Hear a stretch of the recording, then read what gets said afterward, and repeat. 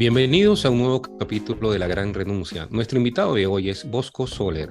Es fundador de Sin Oficina, una comunidad online de nómadas digitales y trabajadores remotos que pasó a ser el primer coworking online. También forma parte del equipo de expertos del programa Explorer, que es una organización que orienta a jóvenes emprendedores para convertir sus ideas en negocios sustentables. Ha sido fundador de otros varios emprendimientos relacionados al branding, marca personal, comunicación y diseño. Bienvenidos a La Gran Renuncia, la vida y el trabajo en armonía. Bosco, bienvenido y gracias por aceptar nuestra invitación. Muchísimas gracias. Gracias a vosotros por invitarme. Genial. Quería ir un poco hacia atrás, hacia tus inicios, porque entiendo que te graduaste de arquitecto, pero como que saliendo de la facultad con el título, empezaste a viajar por el mundo, o sea, no entraste nunca en una oficina en ese comienzo, ¿no? Sí, Sí, cuéntanos un así poco es. sobre eso. Realmente yo estudié arquitectura casi por descarte, porque se me daban bien las matemáticas y el dibujo técnico, entonces era lo que había que hacer, ¿no? Lo que era la sociedad te impulsaba pues, a ser ingeniero o a ser arquitecto. Y, pero durante la carrera, pues bueno, aprendí a hacer páginas web y a hacer trabajillos de diseño gráfico. Y cuando acabé la carrera, pues con lo que me había ganado haciendo trabajillos, pues decidí, en lugar de ponerme a trabajar directamente, dije, bueno, voy a viajar un poco con estos ahorros y voy a intentar mantenerme también de los trabajos que puedo hacer. Pues continuar con los clientes que tenía de diseño web y tal. Y lo que yo pensaba que iba a ser algo como mucho más breve, pero acabó siendo un viaje de 9 meses por recorriendo Asia y Australia, Nueva Zelanda. em, y me di cuenta de que, bueno, en ese viaje me di cuenta de que a mí o sea, me apasionaba realmente el viajar y lo que me daba la libertad de poder vivir en otros lugares era el poder trabajar en algo digital, ¿no? En un negocio digital, ya fuese en ese momento estaba haciendo páginas web, y luego también hice otras cosas, pero ya a partir de ahí se metió ese gusanillo en mí, esa búsqueda y dediqué los siguientes años en buscar la manera de poder trabajar online y para tener esa libertad de localización. Y en ese entonces, que ya han pasado varios años, en la parte personal, ¿qué temores, qué dudas tenías para cambiar como dices, estaban estructuradas las carreras, la forma de trabajar, te graduabas, empezabas a trabajar en una oficina? ¿Qué temores, dudas tuviste en ese momento? Bueno, temores muchísimos. Al final estamos hablando de que yo me gradué como arquitecto después de la peor crisis inmobiliaria de los últimos años en España. Llegamos a tener, eh, pues en el 2008, después de la crisis del 2008, llegamos a tener un 50% de paro juvenil. O sea, era horrible, ¿no? Todos mis compañeros arquitectos estaban emigrando fuera. Ahora todavía tengo muchos amigos repartidos por el mundo que han tenido que emigrar porque no había trabajo de arquitectura en España o estaba muy mal pagado. Y, y entonces yo acabé, pues acabé me vi envuelto en esa crisis y en una cultura de espabilate porque te vas a quedar sin trabajo. O sea, no se te ocurra, la gente no entendía cómo me iba yo a viajar cuando el mercado estaba lleno, estaba rojo, ¿no? Era sangre, el mar era sangre que tenías que... no podías contemplar esto que hacen quizás en países anglosajones, ¿no? El gap year, que después de la universidad o antes de la universidad, el coger un año sabático para, no para no hacer nada, sino para explorar otras opciones, ¿no? Para explorar otras inquietudes que puedas tener, esos hobbies que quizás tienes y que a lo mejor luego decantan en profesiones o en negocios que no habías contemplado de primeras. En España no está para nada arraigado, ¿no? Entonces, cuando yo me fui, claro, la gente me decía, ya has tardado suficiente en hacer la carrera como para que encima emplees varios meses o un año más en distraerte, ¿no? Era como una distracción. No, no, céntrate y ponte a buscar trabajo ya porque el mercado está muy mal.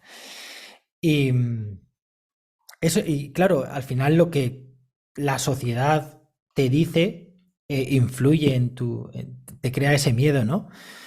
Yo creo que llegó a estar tan mal, o sea, creo que para mí esa crisis fue una oportunidad. Muchas veces hablamos de la crisis como oportunidad y en mi caso pasó porque estaba tan mal el mercado que pensé que no tenía demasiado que perder. Como si quizás hubiese salido en un mercado mejor, quizás ahora estuviese trabajando de arquitecto, no, no me lo hubiese planteado, ¿no? Pero estaba tan mal y yo veía que haciendo una página web estaba cobrando mejor que compañeros míos que estaban de becarios en estudios de arquitectura, y yo había aprendido a hacer páginas web en unos días y había estudiado arquitectura en varios años, ¿no? Y decía, ¿cómo es posible? Además de la responsabilidad, no es lo mismo que se te caiga un edificio a que se te caiga una página web. Y sin embargo, había ahí un desequilibrio, ¿no? Económico que, bueno, pues no tuve mucho que perder. Entonces estaba el miedo, sí, pero a la vez estaba la situación tan mal que decidí dar el salto. ¿Y cuándo empieza a pujar en vos o a meterse en vos este concepto de comunidad, ¿no? Que después seguramente va a terminar siendo Sin Oficina, con los 100, más de 100 emprendedores que vimos en el último encuentro que ustedes tuvieron? Pero ¿cuándo empezó como esa semilla de quizás empezar a registrar a otros que estaban en tu misma situación? Sí, lo que sucedió fue que después de, bueno, al volver empecé a emprender con otras cosas, ¿no? Y al final decidí que iba a seguir un poco el camino del freelance, pues haciendo páginas, sobre todo trabajos de páginas web, quizás yéndome ya a la parte más estratégica, pero lo que me encontré fue que además me mudé de ciudad y estaba en una ciudad nueva, sin compañeros de trabajo, porque lo que nos pasa a los freelance eh, es que realmente estamos creando un negocio con todo lo que eso conlleva, con temas pues temas de fiscalidad, ¿no? Tienes que hacer fiscalidad, tienes que hacer marketing, tienes que hacer ventas. Llevas un negocio al final, no solo haces lo que se te da bien, por lo que te pagan, sino que además estás llevando un negocio. Y lo que me di cuenta es que yo no tenía ni idea de muchas de esas cosas. Podía aprender a hacer páginas web, pero no a llevar mi propio negocio. Entonces, eh, no tenía compañeros de carrera tampoco que estaban haciendo, porque estaban haciendo arquitectura, no tenía compañeros en esa ciudad, no tenía compañeros de trabajo y me encontré solo, como freelance, ¿no? Y entonces entré en varias comunidades, antes pues eran más grupos de Facebook y de LinkedIn y no me sentí arropado porque al final eran miles de personas promocionándose, no había realmente un ambiente de comunidad, ¿no? Y a mí me gustaba mucho la filosofía de cuando estaba viviendo en Madrid, fui a un coworking y me gustaba mucho la filosofía de los coworkings de co-creación, ¿no? Y de co-trabajo. Cuando un coworking está bien dinamizado es muy sano, se crean relaciones y a mí me gustaba mucho esa filosofía, ¿no? Entonces, pero en mi zona no encontré ninguno, no encontré tampoco, estaba limitado en un coworking muchas veces había pequeñas empresas que no eran autónomos, no había realmente freelance y autónomos. Así que lo creé, me surgió la idea de crear un coworking online, o sea, de trasladar la filosofía que surge en un coworking, de co-creación y de compañerismo que hay en un coworking, pero sin los límites de los espacios físicos, ¿no? Y tratar de replicar todo lo que sucede en un coworking, ya sea dinámicas, eventos formativos, simplemente no ofrecer, no ofrecer internet o un escritorio, sino todo lo demás, ¿no? Toda la parte de conexión entre personas. Y además a mí, que me apasionaba tanto viajar, era como tener un coworking en el bolsillo, ¿no? Podía irme a cualquier sitio no tenía que estar conociendo gente nueva en otro coworking, sino que tenía a mis compañeros de siempre, ¿no? Y así surgió la idea del coworking online. Sí, justamente la pregunta iba a, cuando vos hablas de ambiente de comunidad del coworking, ¿a qué te referís puntualmente? Supongo a que el coworking es más que un escritorio y algo para hacer café. Claro, yo lo que me encontraba era, hay mucha diferencia entre un coworking donde simplemente te dan un escritorio, una silla y un internet, y al final eso yo ya lo tenía en mi casa, que un coworking que te ofrece pues esos eventos, esa conexión. Un buen dinamizador de un coworking tiene que saber a qué se dedica cada persona y tiene que conectarlos entre ellos. Oye, mira, tú te dedicas al diseño gráfico, a tal, mira, aquí hay una persona que se dedica al copywriting, ¿no? Y, y poder conectarlos entre ellos, hacer eventos para que conecten entre ellos. Muchas veces los coworkings están limitados por el número de personas que asisten al coworking, ¿no? Pues a lo mejor crear lazos con otros coworkings de la zona, ¿no? Y porque al final los freelance, el cómo crecemos es en compañía, o sea, que se crece mucho más cuando trabajas con otros, cuando colaboras con otros, cuando delegas, cuando... es que se habla mucho de, no me gusta para nada, ¿no? La palabra sinergias, ¿no? Pero es que lo que sucede cuando tienes una red de contactos es que tu negocio va mejor y tu persona va mejor. No solo es ya el apoyo profesional, sino también el apoyo emocional de tener otra gente que se está enfrentando a los mismos problemas que tú, ¿no? Yo tengo mi grupo más cerrado de otros emprendedores online. Hablamos muchísimo, nos reunimos cada 2 semanas y justo la semana pasada hablábamos del desgaste emocional que suponía, pues que si el evento, que si luego había habido ciertos problemas de renovación. O sea, tienes gente que te entiende, no, y con lo que puedes hablar también. Y a veces no escuchar simplemente no escuchar la solución, sino simplemente que estén ahí para, para escucharte y para apoyarte. Está bueno eh, catalogar eso como coworking de bolsillo. A mí me parece este proyecto que tú tienes genial, de verdad, porque es verdad que el nómada digital y actualmente también el trabajador remoto necesita de la conexión, obviamente va a un coworking, pero tiene que comenzar de cero porque está viajando y el enlace que hizo con alguien pues se va en un tiempo y ya se pierde. Pero en este coworking online, que me parece que es el único, yo no he visto en algo similar. Entonces, de verdad te felicito por eso, me parece genial.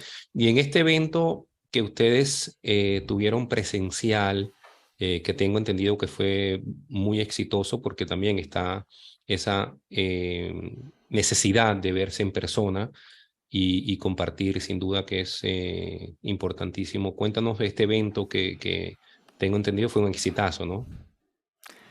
Pues sí, Robert, lo que has comentado es cierto porque no creemos que, o sea, yo cuando creé Sin Oficina como coworking online, pensaba en la conveniencia, ¿no? Del online, ¿no? De llevarlo en el bolsillo.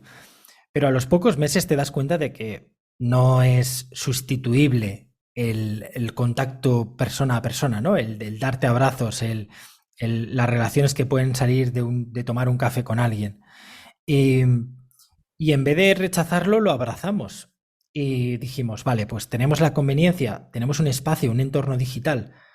Ahora somos más de 700 miembros. O sea, tienes más de 700 personas con las que poder crear lazos y profesionales que tienen sus negocios que están funcionando, ¿no?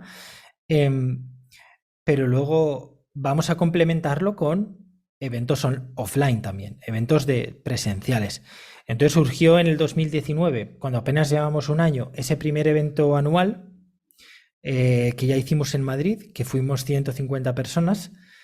Y luego llegó evidentemente la pandemia, tuvimos que parar un poco eso y luego el sábado pasado, hace una semana, celebramos por fin la segunda edición y fue muy bonito porque al final piensa que somos más de 700 y que nos reunimos más de 150 ahí, o sea, es un grupo muy grande comparado con los que somos, ¿no? Y al final se trata, es un encuentro, lo llamamos encuentro además, porque se trata de eh, afianzar los lazos que empiezas creando online, esas conexiones que empiezas pues con el chat, ¿no? Tal, y entonces lo afianzas, ¿no? Cuando compartes una cerveza con otra persona, o crear nuevos lazos. Y lo chulo es que realmente no es un evento de networking donde tú no conoces a nadie, llegas, intercambias tarjetas y te vas y no vuelves a hablar con esa gente en la vida, sino que esa gente es con la misma con la que estás continuamente en Discord, ayudándote, prestándote, pues compartiendo ideas y tal, ¿no? Entonces llega un momento, un día, en el que conectas en persona y luego sigues conectando y luego ya cada uno hace su vida, pero seguís teniendo ese espacio donde continuar colaborando, ¿no? Entonces, estos encuentros anuales es una de estas cosas que hacemos, pero luego también surgieron la idea del co-living pop-up, ¿no? La idea del juntarnos una semana en alquilar una finca y juntarnos una semana trabajando, pues entre 15 y 20 sinoficieners, pues a trabajar, a compartir también, a convivir. Y eso también ya llevamos 3 ediciones. Hemos hecho en distintas partes de España y también ha funcionado muy bien. También es muy intenso y es muy enriquecedor. Y, y luego la tercera ya son las quedadas. Las quedadas tenemos como los líderes locales que organizan, pues, en determinadas ciudades, pues organizan encuentros. Por ejemplo, en Madrid son súper activos y cada mes quedan para tomar unas cervezas o como afterwork. Al final se trata de decir, oye, la gente normalmente en una empresa tiene compañeros de trabajo y nosotros no. Pues estos son nuestros compañeros de trabajo. Esto es la gente con la que te entiende y con la que no solo entablas lazos a nivel profesional, sino también personal. Sabes que cuando te escucho, asocio el nómada digital con lo que dices del co-living, como pensando en los nómadas de antes que iban en tribu o en grupos. Ya no es el nómada solo, Sí. ¿no? Sino que estás creando como que el nomadismo, el movimiento del nomadismo, pero grupal. Bien interesante. Y de esto que dices que hay 700 miembros, más o menos, ¿ves un patrón en común porque claro, antes estaba el nómada digital propiamente, como tú comenzaste, como una persona independiente, creaste tu propia empresa, pero ahora también se suma muy, después de la pandemia, también el trabajador remoto, que se dio cuenta que no es el tema de estar de nómada realmente, sino también la calidad de vida. Entonces, están trabajando también desde la casa o desde cualquier parte, ¿no? ¿Cómo ves, o sea, si pudiste como decir, bueno, aquí hay un patrón común o hay una variabilidad enorme? Sí, fíjate que cuando creé Sin Oficina iba enfocado a nómadas digitales, a emprendedores y a teletrabajadores, o sea, gente que trabaja para empresas en remoto. Pero luego nos dimos cuenta de que el patrón realmente de la gente que entraba en Sin Oficina era gente, no era la gente que trabajaba para empresas, era gente que tenía proyectos propios, que era freelance, que estaba emprendiendo con un producto digital o con formación o con un SaaS o con software, pero que tenían proyectos propios, que eran sus propios negocios, ¿no? Porque las necesidades que tienen realmente de conectar con personas, las tienes más cuando tienes un proyecto, cuando no tienes compañeros de trabajo. O sea, los nómadas digitales que son teletrabajadores, que trabajan para empresas, normalmente no están en Sin Oficina, a no ser que estén paralelamente desarrollando proyectos propios, ¿no? Side projects y cosas así. Porque las necesidades son distintas. Quizás la necesidad de un teletrabajador es más esa conexión en persona que no tiene en el trabajo en remoto, porque ya tiene compañeros, no se tiene que preocupar de fiscalidad o de ventas o de tal, eso ya lo hace la empresa, ¿no? Simplemente trabajar y ya está. Entonces, realmente creo que para esa gente la solución son los encuentros a nivel local, ¿no? Los encuentros de trabajadores ya en el sitio donde están. Y que Sin Oficina realmente sirve para la gente que tiene un proyecto propio o que quiere crear un negocio propio, ¿no? Porque es gente que estamos expuestos a altibajos emocionales, a montañas rusas emocionales Las cosas es increíble, es algo que hay que ser consciente cuando se emprende. Y es que un día puedes estar súper de subidón porque has tenido unas altas, ¿no? O te han dicho unos buenos comentarios, o sientes que todo va bien y que te vas a comer el mundo, y al día siguiente, o incluso ese mismo día por la noche, pasa algo, un comentario negativo o unas bajas o tal, y de repente dices, Buah, esto no va a ninguna parte, ¿no? Hay unos altibajos emocionales increíbles, ¿no? Hay mucho de salud mental y muchas cosas de estas que conviene tener en cuenta a la gente que quiere emprender, que no es todo un camino de rosas, evidentemente, ¿no? Somos gente que, digamos que el patrón común de la gente que está sin oficina es gente que busca esa libertad a costa de todo. Una libertad a un nivel, una libertad que yo llamo libertad de decisiones, porque eres tu propio jefe, tienes tu propio negocio, libertad de horarios y libertad de localización. Y, y la gente que busca eso, hay veces que, oye, yo una cosa que entendí, fíjate, Robert, esto me cambió la manera de pensar o de ver Sin Oficina, ¿no? Al principio yo veía Sin Oficina como que iba a entrar gente como yo que le gustaba viajar, y sí, ha entrado, pero luego también ha entrado gente que lo hace por su familia, o sea, por sus hijos, porque quiere ver crecer a sus hijos, porque quiere pasar más tiempo con ellos, que no tiene por qué estar viajando, no son nómadas digitales, simplemente trabajan desde su casa, pero en su propio negocio. Y no tienen compañeros de negocio, tienen sus amigos de toda la vida que no van a poder apoyarles quizás emocionalmente en esos altibajos emocionales a los que te enfrentas cuando eres emprendedor, ¿no? Y, y yo diría que ese es el patrón, ¿no? Eso es un poco, creo que contesto a tu pregunta si te digo que en Sin Oficina hay gente que Sí, tiene sí, proyecto perfectamente. propio, y el patrón común es que buscan esa libertad a costa de otros sacrificios.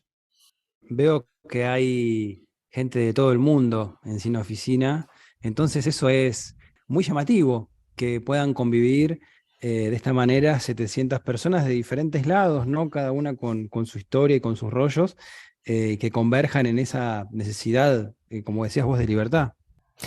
Sí, al final lo que nos une es mucho más que lo que nos separa, ¿no? Empezando desde un idioma común. eh, Al final siempre cuando hablo de Sin Oficina no digo, hablo de que es el primer coworking online en español, no de España. Está abierto, claro, a cualquier.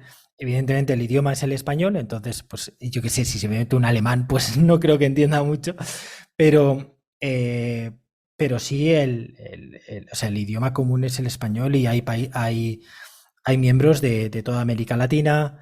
Eh, es verdad que los eventos, entre comillas, oficiales los hemos hecho en España, pero ha habido quedadas en Buenos Aires, ha habido quedadas en Ciudad de México.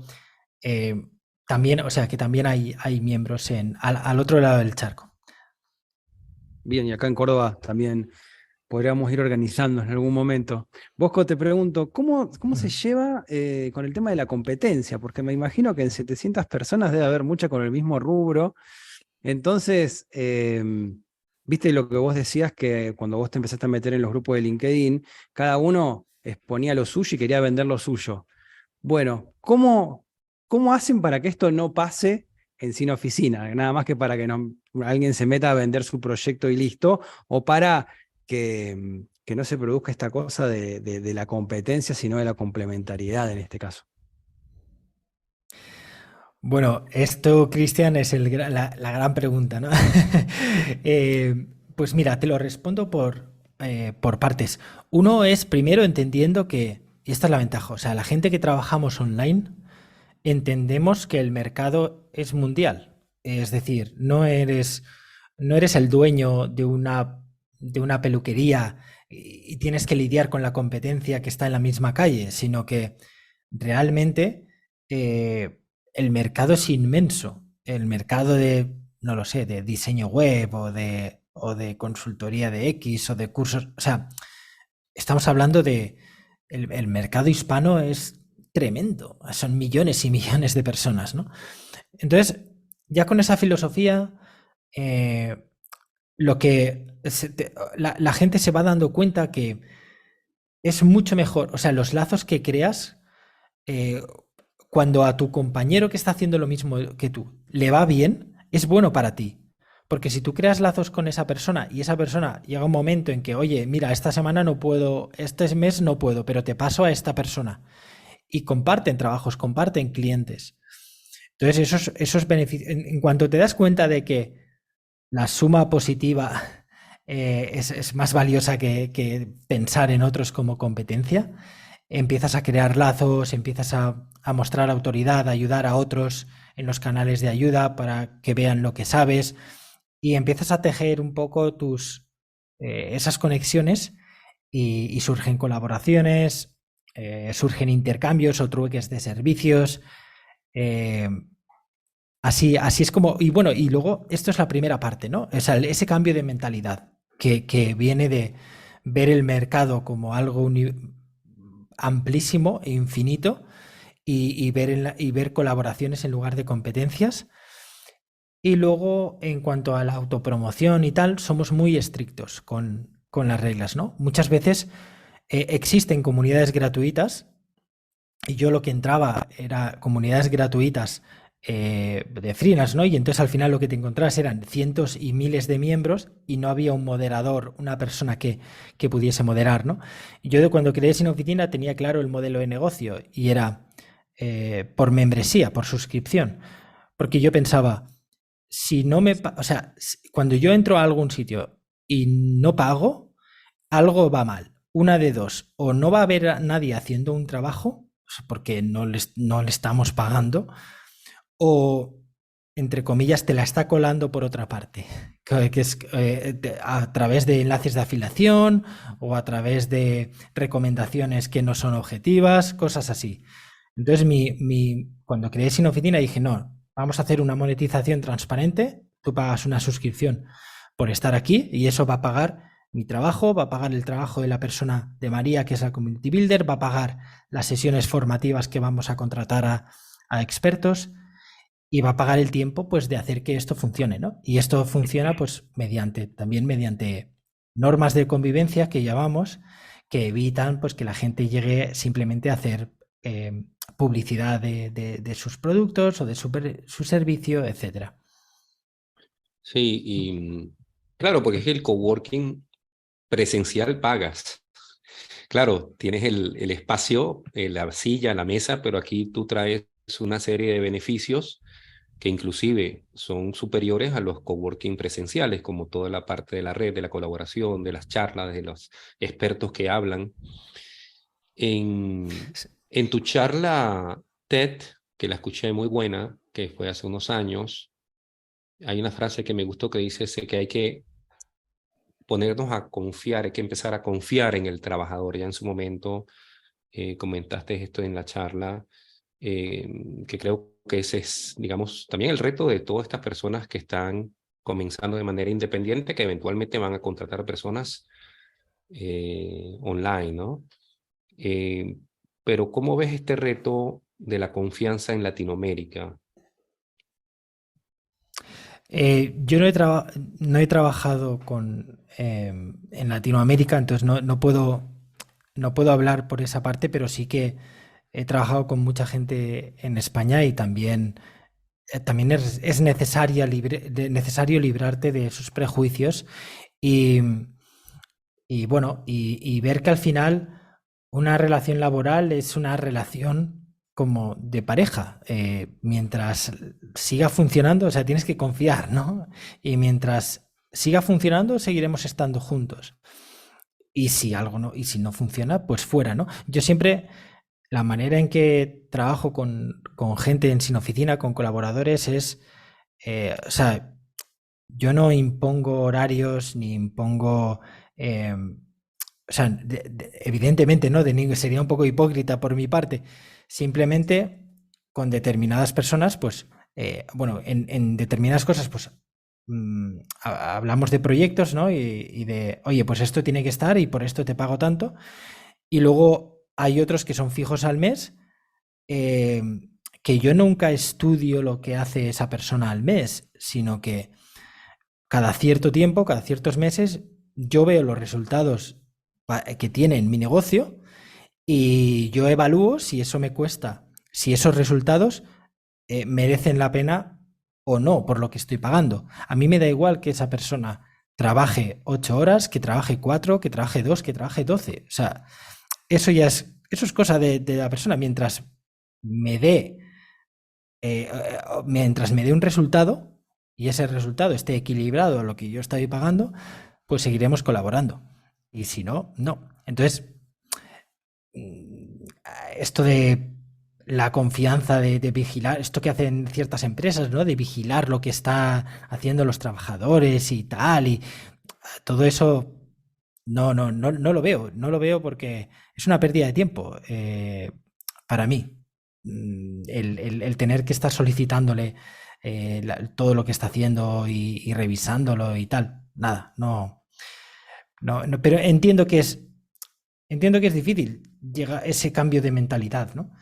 Por suerte, yo creo que, o sea, una de las pocas cosas buenas que podemos sacar de estos últimos años es que se ha puesto sobre la mesa el tema del trabajo en remoto. Para los freelance nos ha beneficiado porque eh, antes había muchas empresas que se negaban a trabajar si no tenías, si no te veían, ¿no? Si no te veían cara a cara, si no se reunían. Era como que era muy curioso porque para hacer una página web contrataban a alguien de la zona, ¿no? No, es que quiero verte y vamos a tomar un café y me explicas lo que vamos a hacer y tal. Y dices, qué absurdo, si lo único que voy a hacer es una página web, ¿qué necesidad hay de que vivamos en el mismo sitio, ¿no? Por suerte esto ha cambiado y hace que muchos freelance pues no necesiten pues tener oficina o alquilar un local para parecer que son serios o tener que reunirse y tal, sino que está mucho más acostumbrada también las empresas a colaborar con pues simplemente haciendo una reunión de Zoom y confiando un poco más en el trabajo del freelance, ¿no?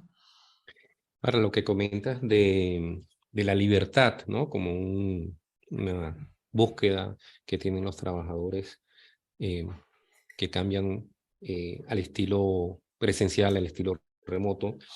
También en tu charla TED comentas que los trabajadores pueden elegir vivir en zonas fuera de la ciudad, en zonas rurales, ¿no? Y que eso es un cambio importante. Porque la gente, creo que la gente de la ciudad, bueno, a mí me pasó, por ejemplo, que creciendo en una ciudad como que no sabes realmente qué es la vida rural, lo visitas de unos días, fin de semana, y bueno, te encanta, buenísimo, quieres volver, pero no estás ahí. Ahora, con esta libertad, ¿no? Que se presenta, pues mucha gente está yendo a las zonas rurales. Sí, zonas rurales, ciudades medianas también están. Yo creo que sobre todo las grandes beneficiadas son las ciudades medianas. Al menos lo que hemos vivido en España es que ha habido mucha afluencia de gente hacia ciudades costeras, ¿no? Ciudades costeras como Málaga, Valencia, Alicante, ciudades bien conectadas con Madrid y entre ellas en trenes pero bueno, con una calidad de vida quizás superior, ¿no? Al menos la gente que va ahí pues piensa eso. Eh, yo creo que esas son las grandes beneficiadas. Fíjate que una curiosidad, Robert, es que cuando hice la charla TED, esto fue en febrero del 2020, creo, justo un mes antes de que declarasen pandemia y de que nos encerrasen en casa, ¿no? Justo un mes antes estaba yo dando una charla TED sin tener ni idea de lo que iba a suceder a los pocos meses, ¿no? Y de hecho empecé la charla TED preguntando a la gente si sabían lo que era el trabajo en remoto, ¿no? Que levantasen la mano, si sabían lo que era el teletrabajo y fíjate, y luego al mes todo el mundo lo sabía, ¿no? Pero bueno, volviendo a lo que comentas, sí, yo creo que es bueno para el trabajo en remoto, es bueno para la propia libertad, para volver un poco a las raíces de poder tener la libertad de criar, o sea, de estar en familia en lugares pues más benévolos, ¿no? Con la familia, no tanto pues en la ciudad con todo el caos. También va a beneficiar, pues lo que hablábamos antes, ¿no? El que no nos tengamos que reunir con clientes presencialmente, forzosamente, pues va a favorecer en temas de sostenibilidad, pues el consumir, o sea, el emitir menos emisiones porque hay menos traslados. En fin, yo creo que el trabajo en remoto es verdad que que ha habido un poco de efecto rebote porque muchas veces la gente que durante la pandemia, o sea, el primer contacto que tuvo con el trabajo en remoto fue durante la pandemia y fue erróneo porque eso no era trabajo en remoto. Estaban los hijos que no iban al colegio, el caos, estaba el propio malestar de que estamos en pandemia, ¿no? Entonces la gente a lo mejor asocia el trabajo en remoto a esa experiencia que tuvo, y esa experiencia que tuvo no es el trabajo en remoto como lo entendemos, como debería ser, ¿no? Yo creo en el trabajo en remoto más hacia un modelo híbrido, hacia un modelo que te permita elegir si quieres ir a la oficina o si no. O sea, si puedes realmente trabajar a distancia, hay gente que le gusta ir a trabajar a una oficina y conocer sus compañeros y está bien. Y quizás un modelo híbrido sería lo más adecuado, ¿no? Un poco tener una oficina como quien tiene un coworking para sus empleados, pero que todo funcionase, todas las comunicaciones, para eso hay que cambiarlo todo, ¿no? No vale decir, no, nosotros favorecemos el trabajo en remoto. Y, y ahí, mira, tenemos a 2 empleados que están trabajando en remoto, pero todas las decisiones las tomamos en las reuniones presenciales o mientras estás en la máquina de café, ¿no? Que se tiene todo y a los otros se pierden muchísimas comunicaciones, ¿no? Pues eso hay que cambiar el chip, ¿no? Y una empresa que realmente trabaje en remoto es una empresa que toda la documentación, que todos los procesos, toda la gestión de proyectos, todo se hace online y es igual, tanto para quienes están en la oficina como para quienes están en remoto. ¿Cuáles son las principales, si se quiere, demandas de los integrantes de Sin Oficina, de esta comunidad? Demandas en tanto de capacitación, de charlas, de temáticas a tratar. ¿Cuáles son los principales conflictos o dudas a resolver que seguramente ustedes lo tantean como para poder ofrecer esas capacitaciones, esos eventos que hacen? Pues es una buena pregunta, Cristian. Yo creo que realmente el mayor reto al que se enfrenta la gente que emprende online con un negocio propio es a entender, o sea, es a llevar el negocio. Hay muchísimas cosas que no sabemos hacer. Yo puedo saber hacer diseño web, pero no tengo ni idea pues eso, de cómo llevarme la fiscalidad, de cómo gestionar clientes. Entonces, mucho de las formaciones que tenemos en Sin Oficina van hacia eso, ¿no? O sea, no pretende ser, Sin Oficina no te va a dar una formación en tu trabajo. O sea, si tú quieres ser diseñador web, no vienes a aprender diseño web a Sin Oficina. Hay cursos más especializados y sería infinito las profesiones que tendríamos que abarcar, ¿no? Pero sí que te damos, porque eso es lo que nos demanda la gente, formación en el resto de áreas, ¿no? de tu negocio. Pero tanto a nivel, fiscalidad o ventas, como a nivel personal, ¿no? Como a nivel salud. Hablamos mucho de salud física y salud mental. También creamos retos también, donde nos proponemos hábitos y tratamos de llevarlos en grupo, ¿no? Oye, pues un hábito pues para una publicación diaria en una red social, ¿no? O un hábito para meditar, o un hábito eh, pues para buscar un cliente al día o conectar con una persona, ¿no? Y al final todo lo que, digamos que sí, las demandas que mayor o lo que más necesita la gente en Sin Oficina es a nivel profesional el cómo llevar un negocio y a nivel personal el cómo conciliar ese negocio con el resto de partes de la vida, a nivel salud, a nivel familia, eh, todo eso sí. Sí, hay muchas cosas que se tienen que aprender, como eh, comentó David Blay en uno de los capítulos que tuvimos, que no es una cosa, como dice, que nos lanzaron al trabajo remoto producto de la pandemia, pero hay mucho, mucho por aprender. Todo el tema de la relación asincrónica, que es muy interesante, y la tendencia que hay a veces de las reuniones y cómo minimizar, ¿no? Eso. Um, tú eres nómada digital, sigues siendo nómada digital. Entiendo que te vas ahora de viaje y, ¿no? O sea, Yo soy seminómada ahora, digo. Lo que hago es, estoy en una época de mi vida en la que va por, empleo 9 meses para viajar. Ahora, en los últimos 9 meses, el último viaje que hice con mi pareja fue por América y pasé 4 meses en Argentina. Em, mm, y entonces luego descansamos, estuvimos en España otros meses y ahora nos volvemos a ir otros 6 meses de ruta en coche por Europa. Entonces, digamos que me llamo ahora, digo que soy seminómada porque voy combinando, eh, pues eso, viajes largos con estancia, viajes largos y estancia. Pero al final todos son etapas, ¿no? Hubo un momento en el que era más nómada y ahora pues semi, ¿no? Porque también aprovecho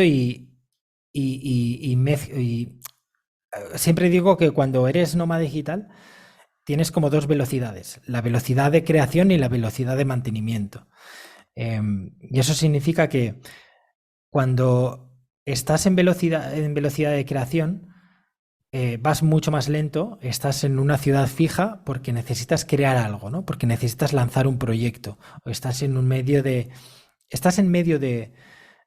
una etapa profesional en la que en tu negocio requiere dedicarle 8, 10 o incluso 12 horas al día eh, para sacar eso adelante, ¿no? Hay momentos en que son así.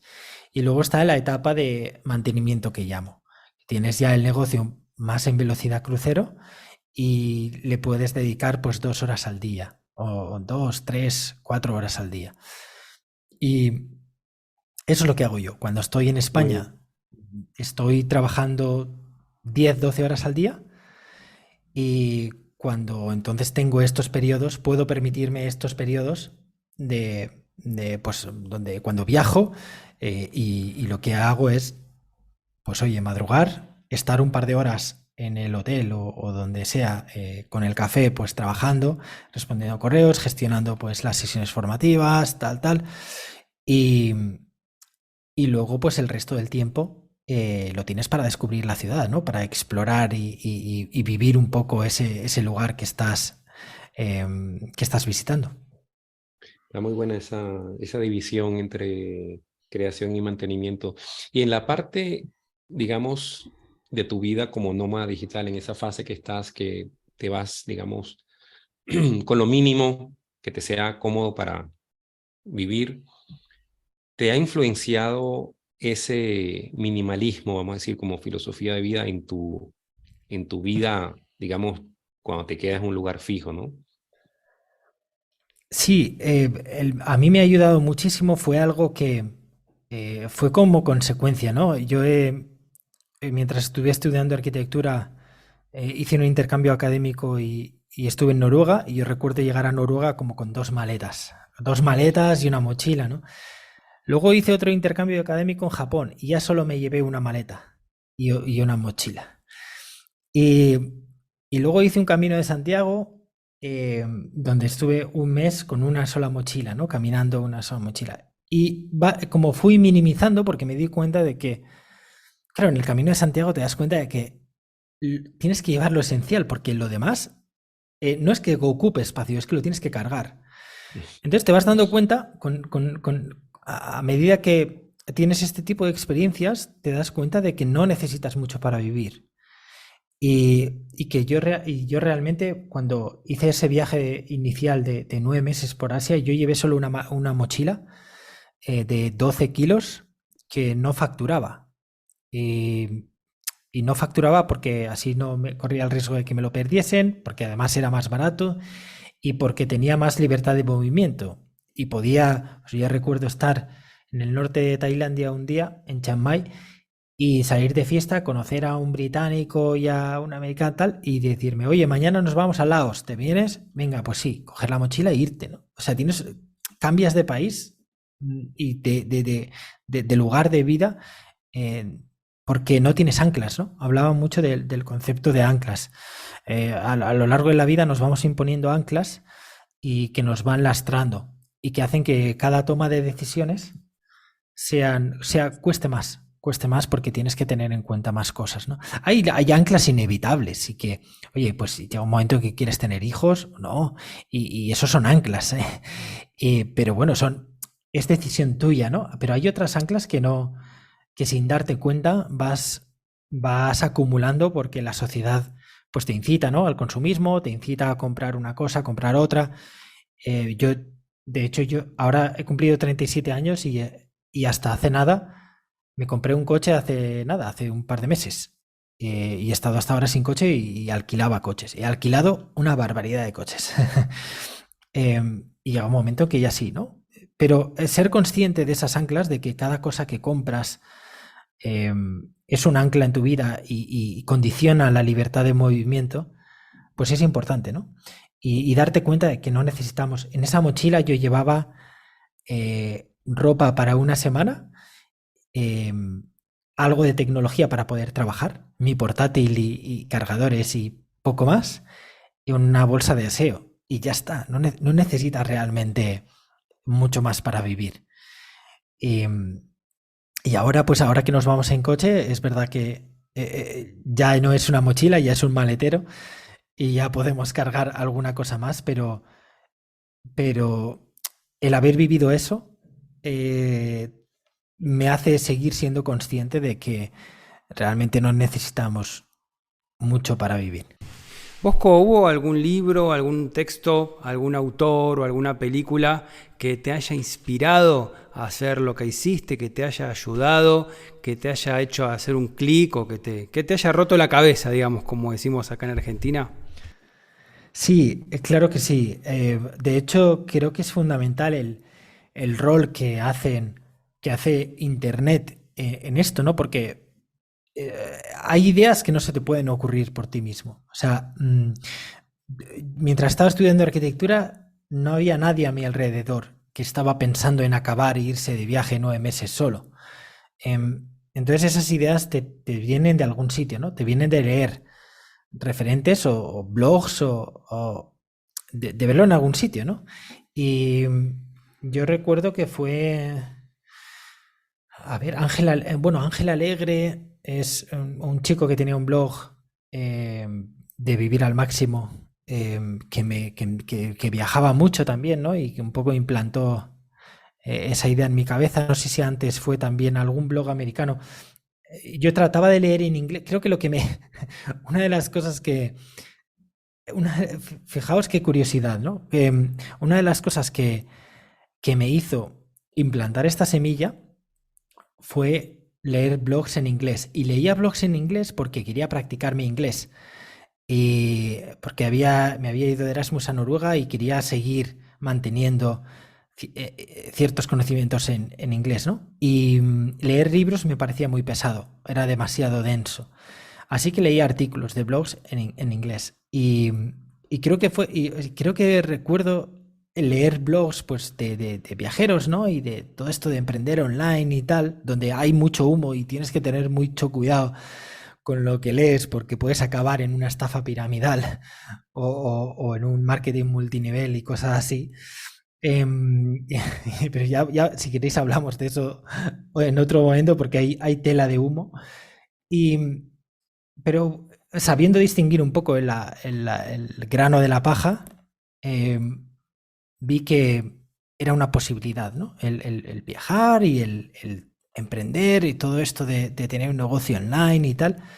Leí también, yo creo que mucha gente ha descubierto todo esto por Tim Ferriss, por la semana laboral de 4 horas, que aunque el título me parece desafortunado o un poco exagerado, sí que implantó conceptos en mí de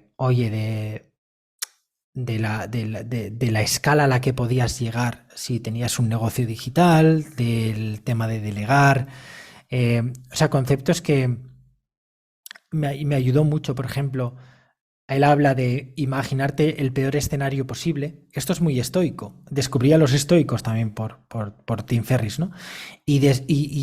Fíjate, la pregunta de ¿qué es lo peor que puede pasar? Es muy poderosa cuando tienes miedo a hacer cosas.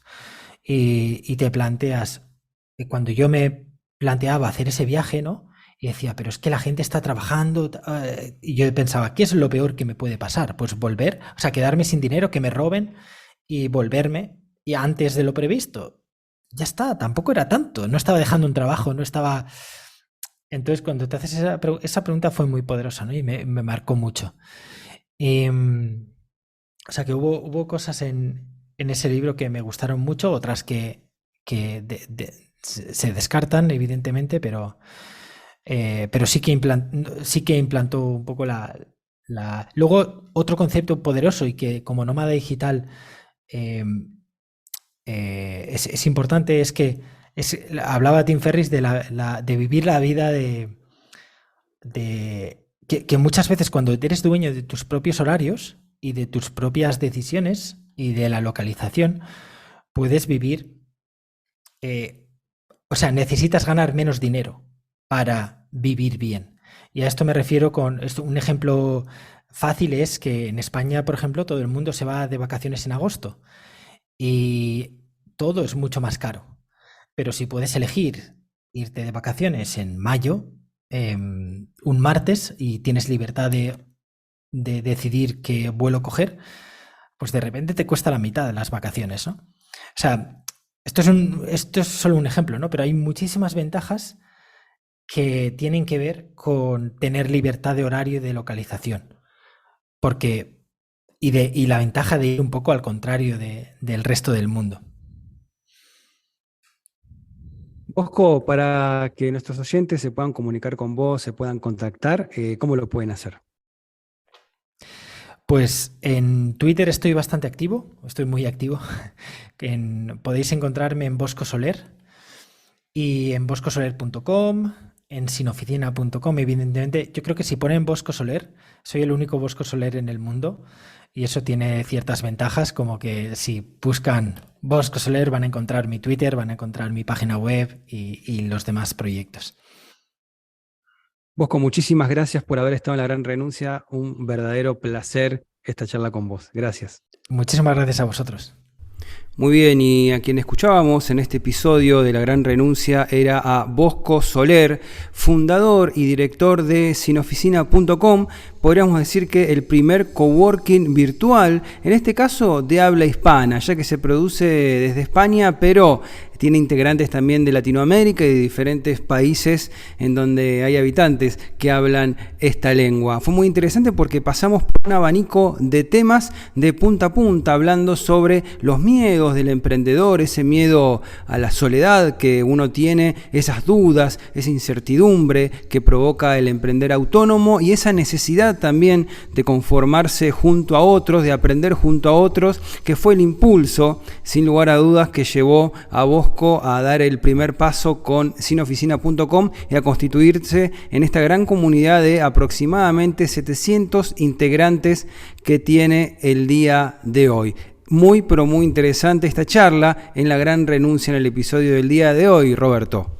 Sí, de verdad que bien interesante lo que desarrolló Bosco y también a lo que va, ¿no? Porque estaba hablando de que se expanden también a organizar grupos y ir a co-livings y ir ya de manera grupal, no solamente una reunión, sino ya varios días. Eso también está bien interesante. Así es, amigos, esto fue La Gran Renuncia. Para comunicarse con nosotros, lo pueden hacer en podcastlagranrenuncia@gmail.com. Y otra de las modalidades para poder verse la cara entre los trabajadores virtuales, entre nómadas digitales y también, ¿por qué no?, en empresas que se quieran tomar un momento para encarar la forma del trabajo desde otro lado, son los espacios de workation. Por eso te invitamos a que puedas entrar en workationplanet.co y ver lo que la Argentina, los diferentes lugares naturales de la Argentina tienen para ofrecer a tu empresa. De workationplanet.co organizamos los retiros, los workation para tus empresas. Pueden ser de team building, puede ser para integrar un equipo de nómadas digitales o simplemente un espacio que se tome el equipo de tu empresa para la creación o para conectar desde otro lugar. Tenemos en Argentina ríos, lagos, espacios naturales muy, pero muy buenos, gastronomía y diferentes entretenimientos para que ustedes puedan venir, diferentes atractivos para que ustedes puedan venir con su empresa y pasarla genial. Workationplanet.co. Entonces nos puedes encontrar en las redes como Workation Planet en las diferentes redes sociales. Ahora sí, esto ha sido La Gran Renuncia y nos volvemos a encontrar en el episodio que viene. Escuchaste La Gran Renuncia, un podcast producido por Roberto Schlesinger y Cristian Curto. Si te gustó, hace clic en el botón seguir y nos vemos en el próximo episodio.